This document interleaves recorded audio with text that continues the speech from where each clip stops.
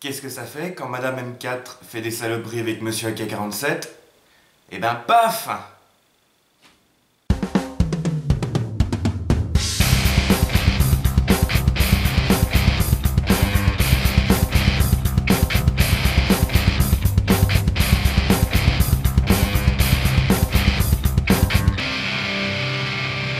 Salut à tous et bienvenue dans cette nouvelle vidéo de présentation de répliques. Aujourd'hui on s'attaque à une réplique un peu particulière. Il s'agit de la BR-47 de la marque Bolt. BR-47 étant l'appellation Airsoft. En vrai il s'agit donc d'une SR-47. Donc c'est un fusil d'assaut de base M4 avec chargeur 7,62 qui a été créé, qui était jusqu'au niveau du prototype, pour, à la base, normalement, faciliter la récupération de munitions par les soldats américains en mission dans des endroits où l'AK-47 est roi. Le fusil embarquant des chargeurs et munitions d'AK, c'est très facile d'en récupérer. Et on a quand même toujours la base AK. C'est le même concept en fait que les Anglais quand ils avaient créé la Sten, qui embarquait des chargeurs et munitions de MP40. Donc c'est facile dans les lignes ennemies de récupérer des munitions, quoi, en gros. Donc cette SR-47, cette BR-47, je vais remercier Chambi Airsoft qui me l'a fournie pour pouvoir vous la présenter en vidéo. Et vous retrouverez tous les liens et détails du partenariat dans la description. Donc merci beaucoup à Chambi. Et comme j'ai l'habitude de procéder, on va faire une partie sur les caractéristiques de la réplique, une partie sur les avantages et les inconvénients, et un petit test de tir pour terminer la vidéo. Donc on commence par les caractéristiques. Alors, les caractéristiques de cette BR-47 Bolt. On a là une AEG, donc fonctionnement électrique à batterie. Véritablement c'est un EBBR, c'est un Electric Blowback Rifle, donc un fusil électrique à blowback, quoi, disposant du système BRSS. Donc le BRSS c'est Bolt Recoil Shock System. C'est un blowback électrique qui donne une sensation de recul. Le système est assez simple. Il y a un poids dans le tube de crosse qui va faire des allers-retours en même temps que les cycles de la gearbox et va donner une sensation de recul. C'est la même chose que les EBBR Marui, mais en un petit peu plus violent quand même. Donc cette réplique est constituée principalement de métal, quasiment entièrement de métal. Les seules pièces là, apparentes qui sont en ABS plastique, c'est la poignée et la crosse. Dans la boîte, donc vous est livré la réplique, le chargeur, une batterie 11,1 volts LiPo 15C 1100 mAh, une petite poignée avant pour mettre sur le rail et tout un système de câblage avant. Je ne sais pas pourquoi ils ne l'ont pas mis de base. Installé. Bref. Niveau du poids, on est à peu près aux alentours de 3,2 kg pour une longueur allant de 850 mm à 925. Crosse dépliée ou crosse repliée, donc c'est une crosse type M4 classique. On appuie sur le bouton et on peut faire varier la longueur de la crosse. 6 positions, donc fermée, étendue au max, rétractée au max et 4 positions intermédiaires. Voilà. À l'intérieur, on a un canon de diamètre 6,00 pour une longueur d'environ 340 mm. 6,00 c'est pratique, c'est marqué sur le canon. Donc ça m'étonnerait que ce soit autre chose. On a un hop-up réglable. Le hop-up se trouve, comme sur tous les types M4, je mettrai de toute façon une photo en plus gros plan, derrière la fenêtre d'éjection, donc on tire le levier d'armement et on a l'accès à une petite molette pour le réglage du hop-up. Voilà. Ce que j'ai pas précisé, cette version que j'ai moi est une version d'occasion, quasiment neuve mais de l'occasion. C'est pour ça que j'ai une crosse et une poignée tan. Normalement quand vous la recevrez, ces deux pièces seront noires. Il faut savoir qu'aussi normalement elle vient avec deux organes de visée. Pareil, je mettrai une petite photo pour illustrer. Donc des organes de visée type M4 classiques, mais qui sont tous les deux amovibles et réglables, soit dit en passant.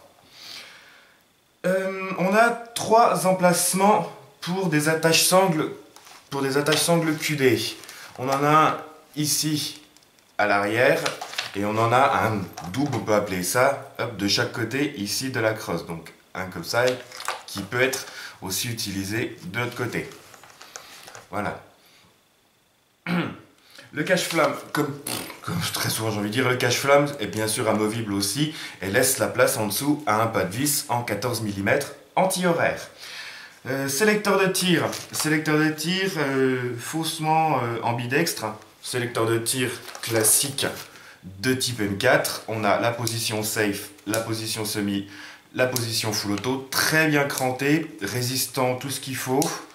Je dis faussement ambidextre parce qu'on a le même de l'autre côté, sauf que celui-là est totalement factice. Voilà, et ne sert strictement à rien. Ensuite, on a le bouton ici du Bolt Catch qui est quant à lui aussi totalement factice, c'est-à-dire que même si le chargeur est vide, la réplique va continuer à tirer. Là, c'est vraiment pour la déco. De même que ce bouton ici, qui sert normalement sur une vraie. Lorsque l'arme a tendance à chauffer, la culasse peut rester bloquée en arrière. Il suffit de frapper un coup ce bouton pour ramener la culasse en place. Ça, pareil, ici, c'est totalement factice. Ça sert des fois sur un GBBR. La culasse sur un GBBR peut rester coincée. Là, ça ne sert strictement à rien. Mais c'est présent quand même. Ensuite, pour l'insertion de la batterie, ça se passe au niveau de la crosse. Crosse qui est un talon vraiment caoutchouteux, vraiment très antidérapant, super agréable. Donc il faut presser les deux petits tétés qui dépassent ici pour retirer le cache, pour retirer le capot, retirer cette pièce-là et ça laisse la place à une petite Tamiya pour venir brancher la batterie qui se mettra dans le tube sur le côté de la crosse, dans le tube ici. Donc autant vous dire qu'une batterie plus grosse que celle qui est fournie d'origine ne passera pas. Sachant que normalement ça se met dans le tube de crosse, là vu que le tube est plein pour le système de blowback, ça se met sur les côtés de la crosse crâne. Donc je pense que ça va vite gicler sur un câblage avant et un boîtier à NPEC. Ensuite, au niveau du chargeur, donc pour retirer le chargeur, hop, deux possibilités, soit le bouton type M4 classique, donc on appuie, hop, le chargeur s'enlève, hop, hop. Ou sinon on a un levier ici qui ressemble à un levier type AK, donc on appuie comme sur un AK et hop, on appuie dessus, on enlève le chargeur. Chargeur, quant à lui, donc un banal chargeur mid-cap qui, après vérification au niveau de ses reflets un peu bleutés, est en acier.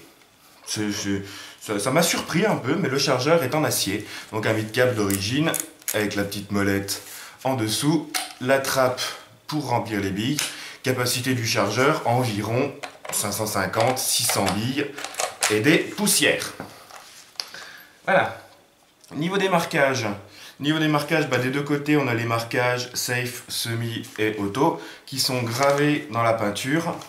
Et un petit autocollant ici avec une référence, un petit flash code. Et le gros des marquages, qui sont ici totalement fantaisistes, sont les marquages Bolt, qui sont pareil là aussi gravés dans la peinture. Vous voyez, voilà. Donc ils sont pas super esthétiques. Je vais essayer de les estomper un petit peu par la suite.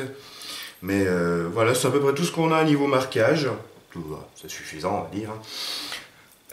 Pour terminer les caractéristiques, on a là, c'est les dernières générations de répliques Bolt qui sortent. Elles sortent à une puissance, celle-ci a été mesurée au Crony aux alentours de 325-330 fps. Hop, à 0,20 grammes. Donc vraiment parfait pour aller jouer à peu près n'importe où, même en CQB. C'est un peu une canne à pêche pour jouer en CQB, hein, mais vraiment une puissance qui est géniale. Les premières, il y a des versions qui sortaient quand même de base à 450 fps, ça picote un peu. Mais là, 330, génial. Pour un prix d'environ 430 $ à l'import, donc site asiatique, et en France, entre 450 et 500 €. Voilà. J'ai fait le tour des caractéristiques, on va faire une petite partie sur les avantages et les inconvénients. Alors, commençons par les inconvénients. Inconvénients, le chargeur. Déjà. Il tient bien, mais il y a un jeu quand même assez violent. Niveau compatibilité des chargeurs. Alors là, j'ai couiné un peu, parce que j'ai mon AK-47 GG, Et je pensais pouvoir utiliser mes chargeurs King Arms mid-cap dessus, ils passent pas. Donc j'ai essayé King Arms mid-cap métal, ça passe pas. King Arms mid-cap plastique gaufré, ça passe pas. Mid-cap classique Army, ça rentre mais ça sort plus. Donc ça passe pas. Le seul chargeur que j'ai qui fonctionne, c'est mon iCap. Déjà un iCap, content. iCap GG qui passe, qui va nickel dessus, quoi, en gros, limite, qui va limite même mieux que celui d'origine. Voir pour des chargeurs mid-cap ou low-cap GG. Les autres marques, je sais pas, j'en ai pas. J'ai ces marques-là, donc King Arms, Classic Army, qui passent pas. C'est quand même du standard, c'est con. Chargeur Sima aussi, que j'ai essayé, qui ne passe pas. C'est con parce que c'est quand même tout du chargeur standard et ça passe pas dessus. Là, c'est vraiment en gros le gros point noir, quoi. Faudrait que j'essaie de trouver. Si j'arrive à trouver des chargeurs d'autres marques qui sont compatibles, je leur mettrai dans la description de la vidéo. Mais pour le moment, ceux que j'ai essayés ne passent pas. Le prix, 450 €, ça passe encore. Jusqu'à arriver à 500, ça commence à être un petit peu abusé. Jusqu'à 450, ça va encore. Le logement de la batterie, comme je vous ai montré, qui est vraiment merdique. Ils ont dû s'en rendre compte vu qu'ils ont foutu dans le pack un système de câblage pour le faire à l'avant, donc il faudra que je me renseigne et puis que je le fasse. Et surtout qu'ils n'acceptent pas plus grosse batterie que celle d'origine, quoi. J'ai deux autres batteries 11.1 qui sont à peine plus grosses et elles passent pas, quoi. Donc c'est un petit peu con. Un petit détail, on a des systèmes d'attache-sangle QD, mais il n'y a pas d'attache-sangle QD fourni avec. C'est un petit peu con, ça coûte pas bien cher, au moins en mettre un, pour mettre sa sangle là par exemple, ça irait nickel. On a l'attache-sangle QD, mais il n'y a pas d'attache-sangle, quoi. Enfin, on a le système pour monter l'attache QD, mais on n'a pas l'attache QD, quoi. Ouais, je vais y arriver. C'est un petit peu dommage. Niveau avantage, 330 fps, sortie de boîte, jouable absolument partout, sans aucun souci. Un pack presque complet, donc on a chargeur, batterie, réplique, tout ça. Il n'y a pas de chargeur de lipo, c'est un truc qui est facile à trouver, mais on a quand même un pack assez complet pour être jouable en sortie de boîte directement à la lipo 11.1, c'est prévu pour, il n'y a pas de souci. Le groupement, la portée à précision, donc autant dire qu'avec un canon de 6.00, le groupement et la précision est vraiment nickel. Peut-être passage sur un 6.03 qui permettrait un petit peu plus de portée, mais sinon ça touche 45-50 mètres, portée de base, nickel, quoi. C'est un bon compromis pour ceux qui veulent changer un peu de la M4 classique, parce que c'est plus réellement une M4 classique, mais vous pouvez garder toutes vos habitudes et tous vos accessoires qui vont sur une M4.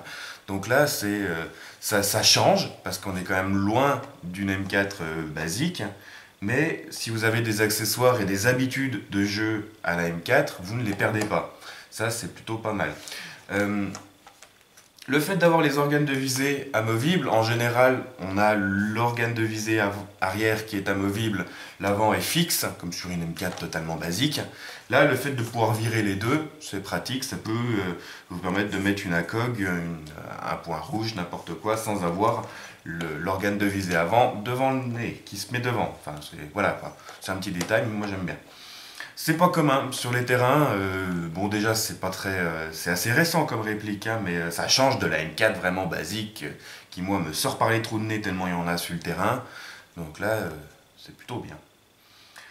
Pour terminer, les sensations du système Bolt Recoil Shock System, ça fait un peu beaucoup de systèmes, enfin les sensations vraiment du blowback de la réplique est vraiment plaisant en fait. Comment expliquer ça, c'est plus une grosse vibration d'avant en arrière qu'un véritable système de kick comme sur un GBBR hein, par exemple, mais là on a vraiment un truc qui secoue vraiment assez violemment.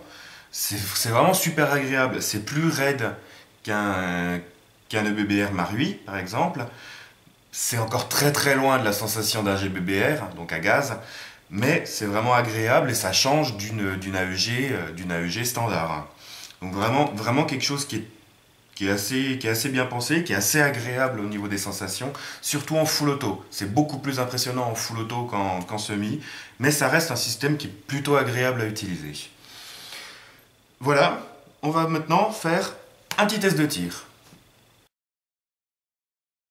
Donc, nous revoilà pour le test de tir de la BR47 Bolt. Ma petite cible là-bas à une quarantaine de mètres et des petites bibises de 0,25 grammes. Donc on va y aller en coup par coup, et puis un petit peu en full auto sous différents angles, comme d'habitude. Hop.